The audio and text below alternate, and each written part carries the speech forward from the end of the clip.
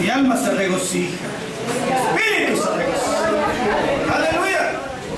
Gracias al Señor por estar en su presencia, hermanos. El Dios viviente nos ha llamado, nos ha traído con su poder, hermanos, para que nos gocemos en su presencia, para que nos regocijemos en su presencia, hermanos. Y decía esta última alabanza: háblame, oh Dios. Háblame, oh Dios. Él abre nuestros oídos. Si uno no tiene capacidad de oír, se podría gritarle y no escucharía nunca nada. ¿Cómo podemos hacer para tener un oído afinado, para oír la voz y para entender la voz, para comprender lo que nos dice? Porque de eso depende todo, hermanos. Gloria, alabanza. Y en esta noche, hermanos, vamos a mirar su palabra, cómo el poder del Espíritu Santo está obrando y seguirá obrando, hermanos. Gloria, alabanza. Los hermanos escribieron Romanos 8:2. Dije, hermano, escribí ese versículo, de eso vamos a estar hablando esta noche. Gloria, alabanza. Y allí, hermanos, capítulo 8 de Romanos se llama Nuestro Triunfo. Es importante. Nuestro triunfo, el capítulo 8 se llama Nuestro Triunfo en Cristo. Nuestro triunfo en Cristo. Un triunfo, una victoria, una liberación. Pero ¿a quién se refiere Pablo en nuestra victoria? Nuestro triunfo. ¿Sabe que en todos estos versículos, en todo este libro, uno piensa siempre, bueno, que me dé victoria sobre el diablo, el enemigo, Satanás, como quieras llamarle? ¿Sabe que en este libro no habla del diablo prácticamente? Habla así de lucha, de conflicto, aún de un hombre, capítulo 7 del anterior, que se siente el más miserable de todos y pide liberación, pero no habla del diablo este libro. ¿Entiende por qué nosotros poco hablamos en nuestra predicación, nos referimos a él? ¿Sabe dónde habla? Tiene 16 capítulos este libro, el último capítulo habla del diablo, pero todo lo demás ni lo menciona. Capítulo 16, versículo 20, allí dice: el Dios de paz quebrantará pronto a Satanás debajo de vuestros pies. Pero ya en el último capítulo, entonces nosotros no lo mencionamos mucho, ni lo hacemos culpable de nuestras experiencias. El mundo sí está acostumbrado, el diablo, el diablo, el diablo. Y nosotros hablamos de Cristo, de Cristo, de Cristo. De Dios, aleluya, alabanza. A Él le glorificamos y exaltamos de su gracia poderosa. Capítulo 8 se llama Nuestro Triunfo en Cristo. Y ese, hermanos, está hablando justamente que hay un poder que nos da un triunfo. El capítulo anterior, allí un hombre termina diciendo: ¿quién me va a libertar? ¿Quién me librará? Él ya dice: alguien, por favor, que venga y me liberte. ¿Quién me librará? Sabía que de sí mismo no podía libertarse. ¿Quién vendrá y me libertará de este cuerpo de muerte? Dice. Y él termina diciendo: miserable hombre de mí. Se sentía en esa condición. Pero nosotros vemos que allí la palabra dice: gracias a Dios. Gracias doy a Dios por la victoria en Cristo Jesús, Señor nuestro. Jesucristo es nuestra victoria. ¿Entiende, hermanos? ¿Cuál es ese que nos hace sentir mal? No es tanto aquel, el otro, aquellos. Muchas veces, entiende, hermano, la experiencia de Pablo, él se sentía miserable, mal se sentía. Pero su peor enemigo no estaba fuera de él. Su peor enemigo estaba dentro de él, había descubierto eso. Él descubrió eso. Cuando nosotros sabemos dónde está nuestro enemigo, al menos tenemos posibilidades de enfrentar y de vencer. Y Pablo descubrió esto, aleluya, alabanza. El Espíritu Santo es el que nos va a mostrar. Nuestro peor enemigo, entiende, hermanos, no está aquel o el otro. No le echemos la culpa al diablo. Él ya fue vencido y derrotado. Pero el peor enemigo es nuestra vieja creación, nuestra naturaleza humana, que es aliado del enemigo, sí podemos decir, es aliado del enemigo en esta lucha. Y nos lleva a fracaso, pero nosotros contamos con Cristo Jesús. Romanos tiene que ver con el libro del Antiguo Testamento que se llama Éxodo. Éxodo quiere decir salida. Hay una salida. Hay una liberación. El pueblo de Israel estaba esclavo, sufriendo, esclavizado en Egipto. Pero hubo una salida. Dios le dio la salida. Por su poder los libertó. Ese habla de nuestra salida. Nosotros ya salimos de ese viejo hombre para hacer una nueva creación en Cristo. Nosotros ya salimos, entiende, hermanos, de esa condenación a la bendición, a la victoria. Salida. Salimos de un lugar de esclavitud y entramos a un lugar de bendición.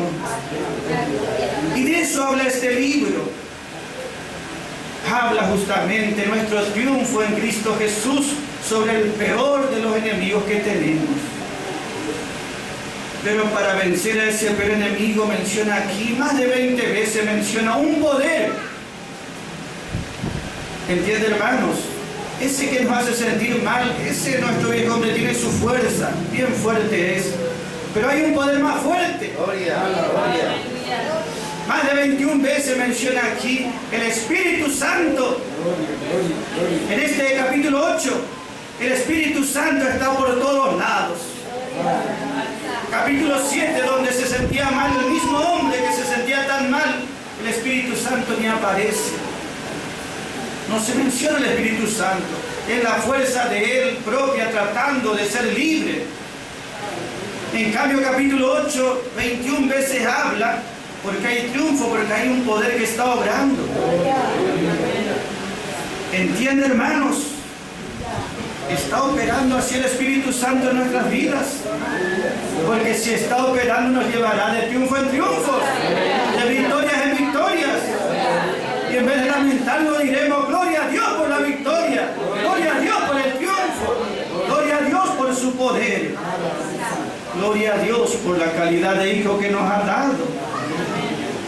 Allí dice, hermanos, la ley del Espíritu de vida. Y después menciona otra ley, la ley del pecado y de la muerte. Allí son dos fuerzas muy fuertes. La palabra ley, ¿sabe qué quiere decir, hermanos? Es una fuerza que impulsa a una acción. Una ley es un principio, una fuerza que impulsa a que uno haga algo. Si es la ley del Espíritu Santo, esa es una fuerza que nos va a impulsar más hacia Dios, más hacia la verdad, más hacia Cristo, más hacia nuestra victoria. Nosotros no somos sin ley, ¿entiende, hermano? Algunos dicen, nosotros no tenemos ley. No, nosotros tenemos ley. No la ley de Sinaí, esa que nos mantiene esclavos, vencidos y derrotados. No tenemos esa ley, ni necesitamos, pero sí tenemos una ley. La ley del Espíritu Santo, que es un poder que nos impulsa, que nos mueve y nos hace vencer, aleluya, alabanza. Gloria a su nombre. El Espíritu Santo es ese poder, ¿entiende, hermanos? La otra ley, ese nos lleva a todo lo contrario, más a las tinieblas, más al error, más a la oscuridad. Es una fuerza que el hombre por sí mismo no puede resistir. Lo va a llevar una y mil veces a la derrota. Allí dice la ley del pecado. Pecado no quiere decir ni matar, en este caso, no quiere decir ni mentir ni robar siquiera. ¿Sabe qué quiere decir la palabra pecado en la Biblia?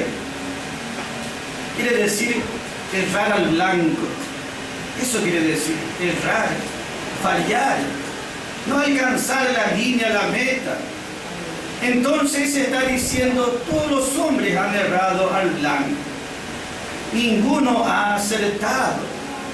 Por eso tuvo que venir Cristo y morir en la cruz. ¿Entiende, hermanos? Pecado quiere decir errar al blanco. Realmente ese espíritu nos lleva cada vez más y más al error o a la ignorancia o hacia aquello que nos va a hacer mal también. Es una fuerza que impulsa. Pero hemos conocido otra fuerza. Una ley contra otra ley. Una ley tiene fuerza, la otra tiene mayor fuerza todavía. ¿Sabe lo que es la ley de gravedad?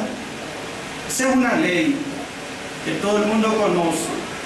Todo aquello que pesa un poco más que el aire se viene hacia abajo, se desploma, se destruye y se estalla. Esa es la ley de gravedad. Es una ley, un principio, una fuerza que impulsa hacia abajo. Es una ley, es un principio que se aplica a todos. Pero hay otra ley que es más fuerte que la de gravedad. ¿Entiende, hermanos? La ley aerodinámica se llama. Ese habla justamente porque un avión que es tan pesado, ¿por qué no se desploma? ¿Por qué se levanta y va por más pesado que sea tan alto? Porque es justamente una ley más fuerte que vence a esa ley de gravedad. Es una fuerza que vence a la otra fuerza que le quiere derribar.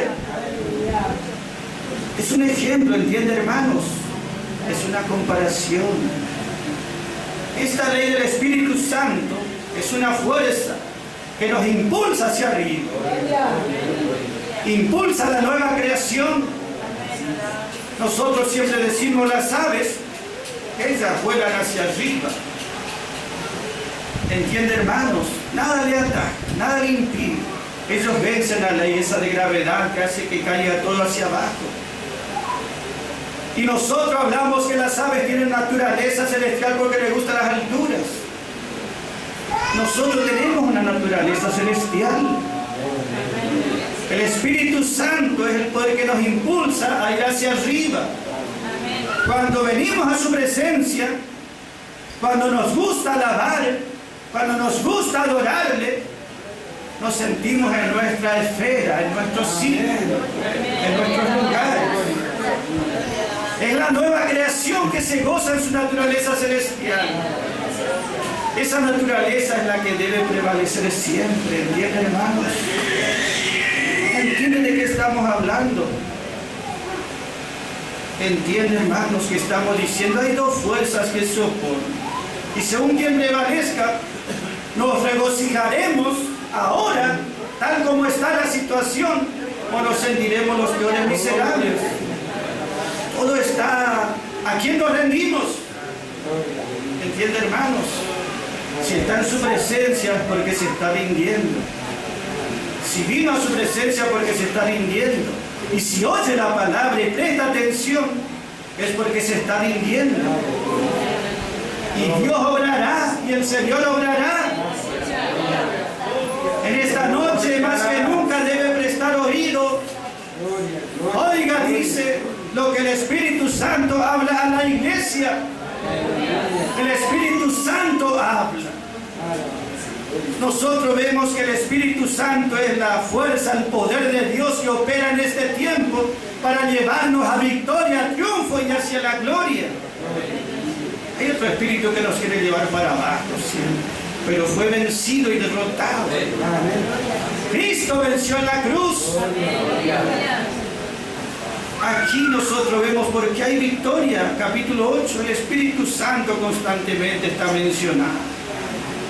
El Señor dijo en Juan 16, versículo 8 y 9 está allí, que dice, Juan capítulo 16, cuando venga el Espíritu Santo, ese poder, esa potencia, esa dinamita cuando venga, ¿qué hará primero?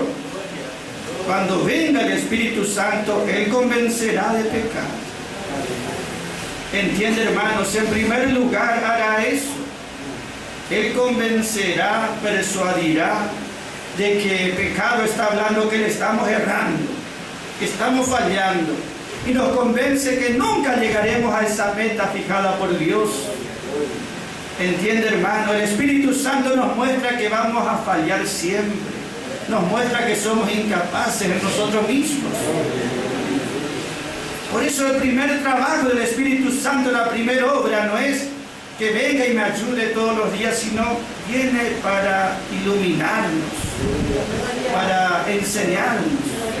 Cuando Él venga, convencerá de pecado, de justicia y de juicio. De pecado, ¿qué dice? Por cuanto no creen en mí. Ese nada más. Ningún hombre es pecador porque él hace algo malo delante de Dios, sino porque no quiere creer en Cristo como su Salvador, en Jesús como su Salvador, en Cristo como el ungido de Dios.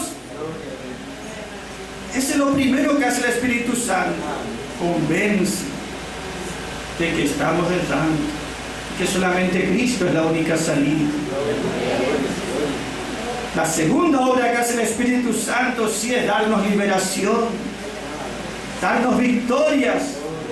Por eso dice la palabra, porque la ley del Espíritu de vida es un espíritu de vida, produce vida donde había muerte, produce bendición donde había condenación, produce liberación donde había esclavitud, produce comunión, ¿entiende, hermano? Donde había separación de Dios. Es un espíritu de vida, imparte vida, produce vida, una vida que vence el poder de la muerte. ¡Aleluya!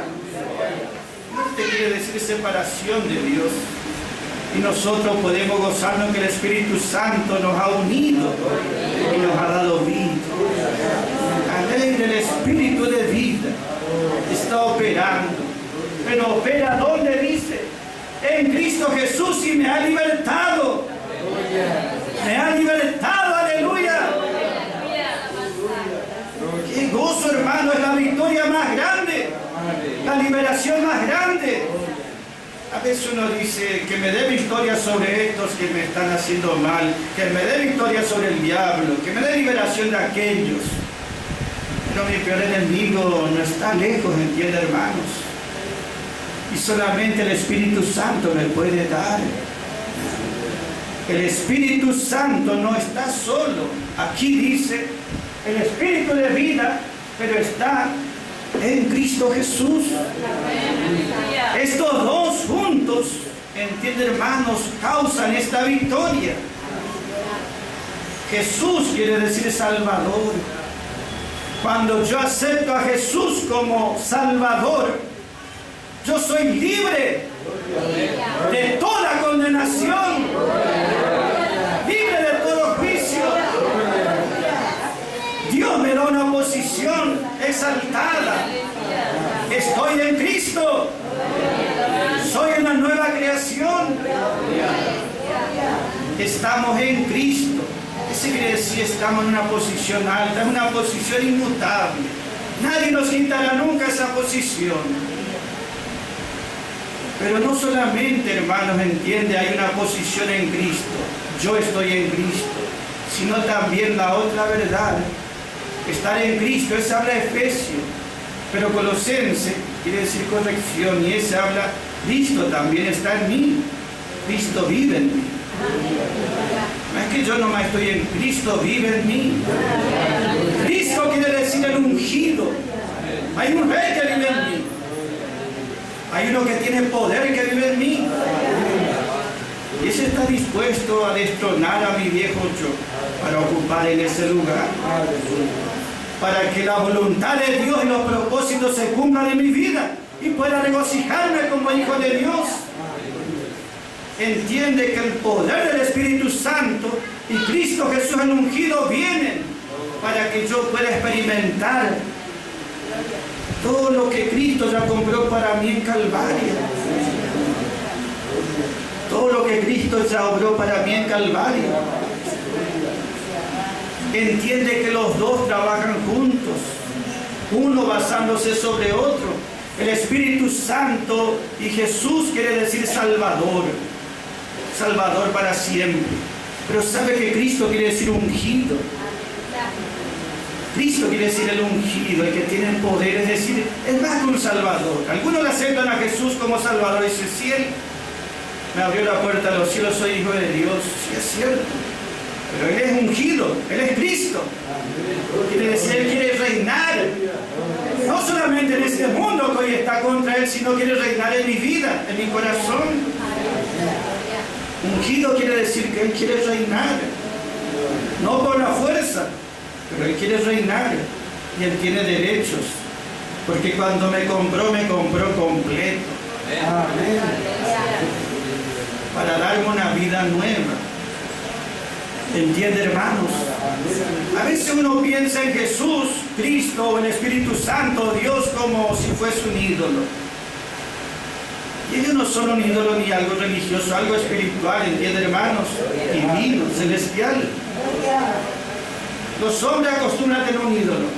Este ídolo me va a ayudar en lo que yo quiero, en lo que yo me propongo, en lo que me hace falta. Este me va a ayudar a lo que yo quiero a mi vida.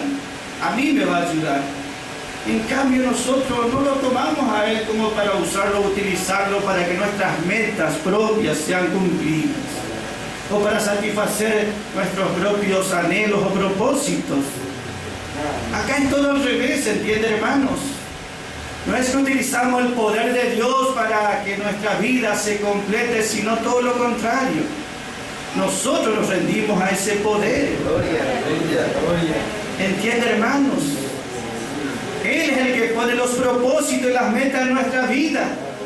Él es el que pone su voluntad en nuestra vida. Ya no se trata de que Él me va a ayudar a mí en lo que yo quiero, sino se trata de que, Señor, yo quiero hacer tu voluntad y lo que a ti te agrada. Y allí el Espíritu Santo obrará con poder. ¿Entiende la diferencia? A un ídolo que uno cree que tiene fuerza, uno lo utiliza para su propio provecho, beneficio, lo que a uno le gusta o le agrada. Dios no es ídolo. El Espíritu Santo no puede ser manipulado. ¿Entienden, hermanos? Es todo lo contrario. Es un poder que viene a tomar gobierno sobre mi vida si le permito, si me rindo. Es un poder que me impulsará en su voluntad. Es un poder que obrará en mi vida para que cada vez experimente más victoria y más liberaciones. Ese que es el peor enemigo. ¿Entiende de lo que hablamos? La mayoría piensa y le pasa la culpa al pobre diablo que ya fue vencido. Él es culpable. Él está contra mí. O a lo mejor son aquellos que se levantan contra mí. Pero ese enemigo nunca está lejos nuestro, ¿entiende, hermanos? Y eso es lo que nosotros experimentamos en la gracia. Un poder que viene a socorrernos. Un poder que viene a libertarnos. Un poder que viene a operar en nuestra vida. Gloria sea su nombre. Porque la ley del Espíritu de vida en Cristo Jesús me ha libertado. Gloria sea su nombre. Lo que necesitamos es que ese Espíritu Santo esté ungiendo nuestras vidas. ¿Sabe que es necesario esa unción? Cuando se derramó sangre en la cruz de Calvario, fui comprado para Dios. Pero cuando se derramó el Espíritu Santo de los cielos más altos, vino un poder para que yo disfrute mi calidad de hijo de Dios. ¿Sabe que la victoria de Cristo en la redención fue plena y completa? Pero no podemos experimentar esa redención plena, esa liberación completa, a no ser que experimentemos ese derramamiento del Espíritu Santo sobre nuestras vidas. Los dos van juntos. Los dos son necesarios. Uno obró una vez y para siempre el poder de la sangre, pero este otro tiene que obrar cada día. ¿Entienden, hermanos? Cuando éramos incrédulos, al que es incrédulo tiene que convencer de que necesita un Salvador, que su error fue justamente no confiar en su Salvador. Pero nosotros que somos hijos de Dios, nosotros tenemos dos naturalezas y seguimos equivocándonos. ¿Y cuánta gente sigue su vida en equivocación, errando al blanco, no alcanzando la meta? Por más que sea hijo de Dios, porque no permite que el Espíritu Santo le ilumine, le haga comprender. ¿Entiende, hermanos? Somos hijos de Dios, amén, pero no todos aciertan al blanco, no todos llegan a la meta. Pero no es que Dios falle, o la redención falle. ¿Entiende, hermano? Es el poder del Espíritu Santo el que nos va a llevar a acertar el blanco, a llegar a la meta. El apóstol Pablo decía, Filipenses 3:14, yo prosigo al blanco y tengo fe que voy a acertar, porque mi fe está en Cristo y el Espíritu Santo. Prosigo a la meta, prosigo al blanco, voy a llegar a esa meta, voy a acertar a ese blanco, porque el poder del Espíritu Santo obrará en su gracia, en su palabra de gracia. ¡Aleluya! Gloria a su nombre. ¿Se da cuenta que es lo que estamos hablando, enseñanza de la gracia, hermanos? Por eso es que cuando predicamos, cada vez hablamos del diablo. Siempre hablamos justamente del Señor Jesucristo y del Espíritu Santo. El Espíritu Santo tiene que obrar en nuestras vidas, diariamente. Así como hay un poder, una fuerza diariamente que nos empuja hacia abajo, esa ley de gravedad está obrando siempre, continuamente. Eso es algo que es continuo. También está la otra ley, que obra continuamente y tiene que obrar continuamente para mantenernos en lo alto, para no permitir que nos vengamos abajo. Se llama también poder de resurrección, que nos levanta hacia arriba y nos sostiene arriba. El Señor dijo, mirad las aves, Mateo 6, miren los lirios. Ellos vencen la ley de gravedad, ellos no se caen, el lirio mirad cómo crece, dice, se levanta, se eleva y se sostiene, lleno de gloria, dice.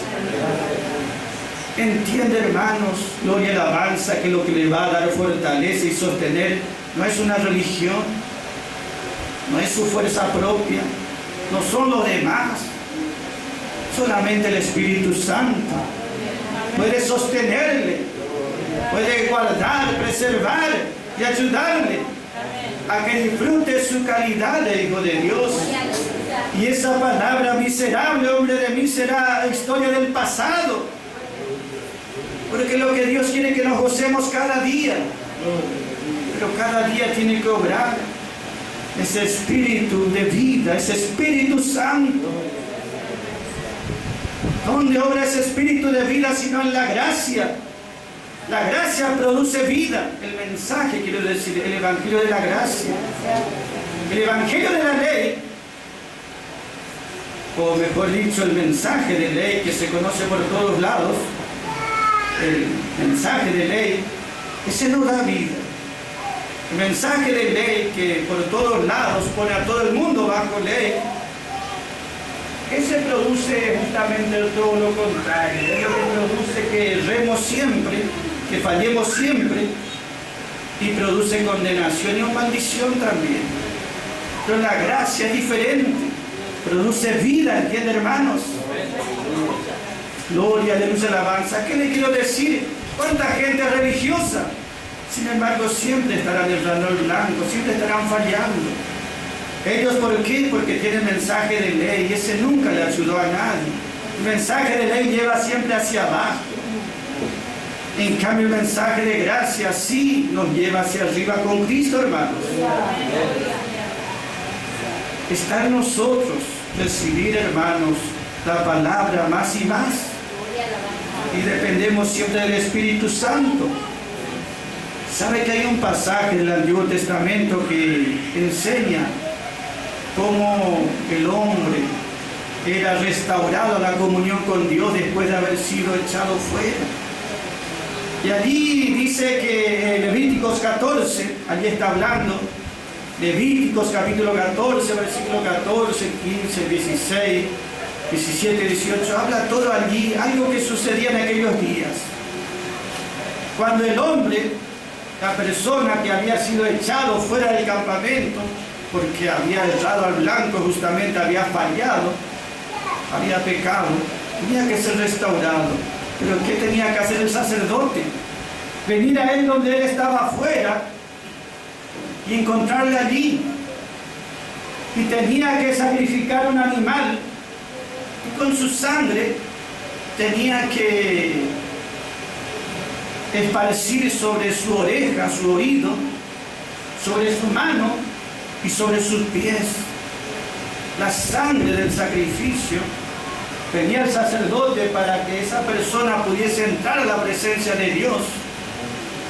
Tenía primeramente que ese sacerdote rociar su oído, su mano y sus pies.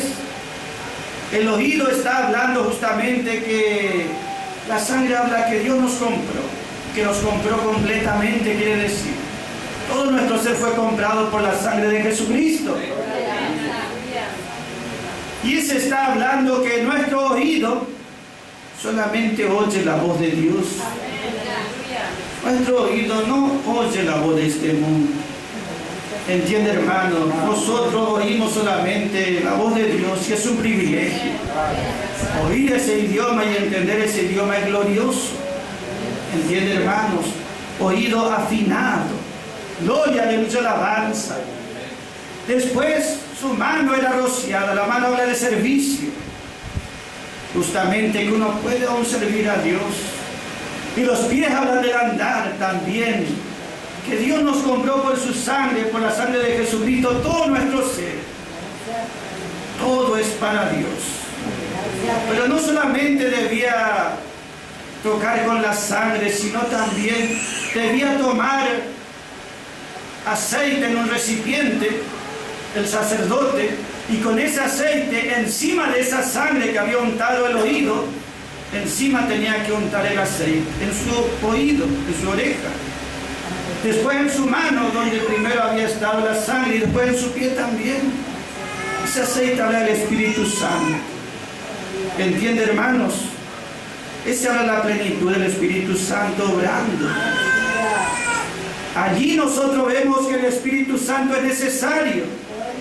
Por provisión Dios nos compró y nos hizo sus hijos. Ya somos libres por provisión. Pero para que experimentemos, para que nuestra mano sirva, nuestra vida sirva a Dios, para que nuestros pies caminen en la voluntad de Dios,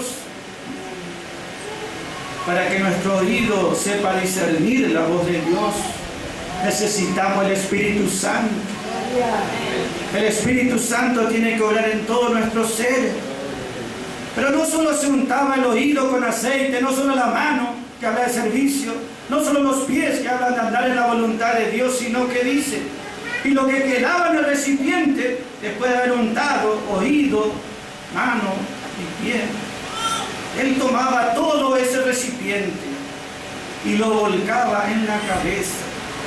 Todo lo que quedaba era derramado en la cabeza. Y allí él quedaba totalmente libre.